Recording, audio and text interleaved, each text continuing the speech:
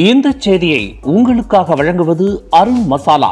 1983 ஆண்டிலிருந்து தரத்துடன் தன்மை மாறாத அறுசுவை சமையலுக்கான அருண் மசாலா.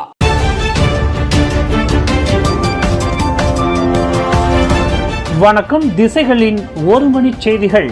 மலேசிய தாய்மார்களுக்கு வெளிநாட்டில் பிறக்கும் குழந்தைகளுக்கு விரைவில் மலேசிய குடியுரிமை.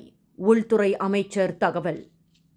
வெளிநாட்டு கணவர்களை மணந்து வெளிநாடுகளில் மலேசிய தாய்மார்களுக்கு பிறக்கும் குழந்தைகளுக்கு இயல்பாகவே மலேசிய குடியுரிமை வழங்குவதற்கான சட்ட திருத்தம் 2026 ஆண்டு மத்தியில் அமலுக்கு வரவுள்ளது. இதனால் வெளிநாடுகளில் திருமணம் செய்துள்ள மலேசிய பெண்கள் நிம்மதியடைந்துள்ளனர். இது தொடர்பான அரசியலமைப்பு திருத்தத்திற்கு கடந்த ஆண்டு நாடாளுமன்றம் ஒப்புதல் அளித்ததை தொடர்ந்து தற்போது சட்டத்துறை அலுவலகம் அதற்கான சட்ட திருத்தங்கள் மற்றும் விதிமுறைகளை மதிப்பாய்வு செய்து வருவதாக உள்துறை அமைச்சர் டத்தோசரி சைஃபுடின் நசுத்யோன் இஸ்மாயில் தெரிவித்துள்ளார். சட்டத்துறை அலுவலகத்தால் மேற்கொள்ளப்பட்டு வரும் இப்பணிகள் இறுதிக்கட்டத்தை எட்டியுள்ளதாகவும் அவர் குறிப்பிட்டுள்ளார்.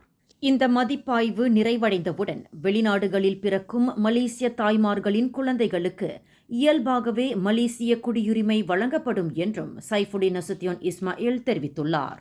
இதனிடையே புதிய பதிவு படிவங்கள் உருவாக்கம், கணினி அமைப்பில் புதுப்பிப்பு மற்றும் உலகளாவிய மலேசிய தூதரகங்களுக்கு தகவல் தெரிவித்தல் உள்ளிட்ட பணிகளும் தற்போது நடைபெற்று வருவதாக சைஃபுடின் நசுத்யோன் இஸ்மாயில் குறிப்பிட்டுள்ளார். கடந்த 3 ஆண்டுகளில் பதிவாகியுள்ள 18 வயதிற்குட்பட்டவர்கள் சம்பந்தப்பட்ட 3093 பாலியல் குற்ற வழக்குகளில் 608 வழக்குகள் பள்ளி வளாகங்களில் நடந்தவையாகும்.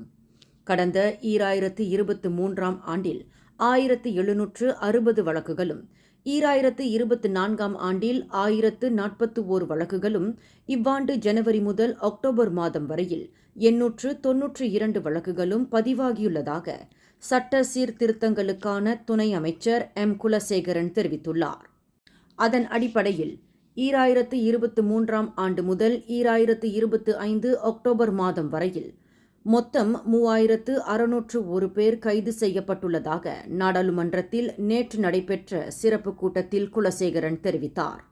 இப்பிரச்சினையை தீர்க்க பள்ளிகளில் பாதுகாப்பு நடவடிக்கைகளை வலுப்படுத்தும் வகையில் பாதுகாப்பு சீர்திருத்த குழு ஒன்றையும் கல்வி அமைச்சு நிறுவவுள்ளதாக குறிப்பிட்டார். அக்குழுவில் கல்விமான்கள், போலீஸ் அதிகாரிகள், பிரதமர் துறை அதிகாரிகள், அரசு சாரா நிறுவனங்கள் மற்றும் ஐக்கிய நாடுகள் குழந்தைகள் நிதியம் உள்ளிட்டவர்கள் இடம்பெற்றுள்ளனர்.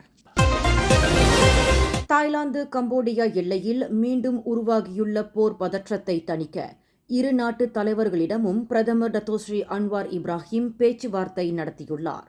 இப்பேச்சுவார்த்தையில் கம்போடிய பிரதமர் ஹுன் மனிட்டும் தாய்லாந்து பிரதமர் அனுதின் சர்வீராக்குலும் கடந்த மாதம் ஆசியானில் செய்து கொள்ளப்பட்ட கோலாலம்பூர் அமைதி ஒப்பந்தத்தை பின்பற்ற ஒப்புக்கொண்டுள்ளனர்.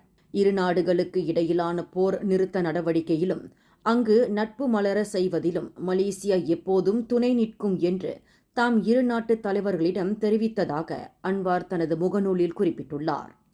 அதேவேளையில் இரு நாடுகளுக்கு இடையில் அமைதியை நிலைநாட்ட மத்தியஸ்தராக செயல்பட்டு வரும் மலேசியா தொடர்ந்து அதன் பங்களிப்பை ஆற்றும் என்று அன்வார் அவர்களிடம் தொலைபேசி வாயிலாக தெரிவித்துள்ளார்.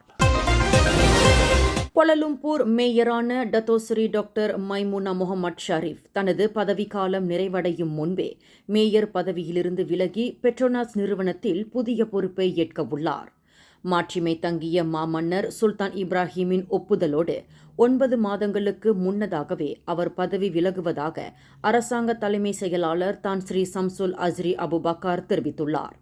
பெட்ரோனாஸ் நிறுவனத்தில் உயர்மட்ட பதவியில் புதிய பொறுப்பேற்க உள்ள மைமுனா அங்கு முதலீட்டு ஆலோசகராக செயல்பட்டு தலைநகரில் புதிய மேம்பாட்டு திட்டங்களுக்கு தலைமை வகிப்பார் என எதிர்பார்க்கப்படுகிறது.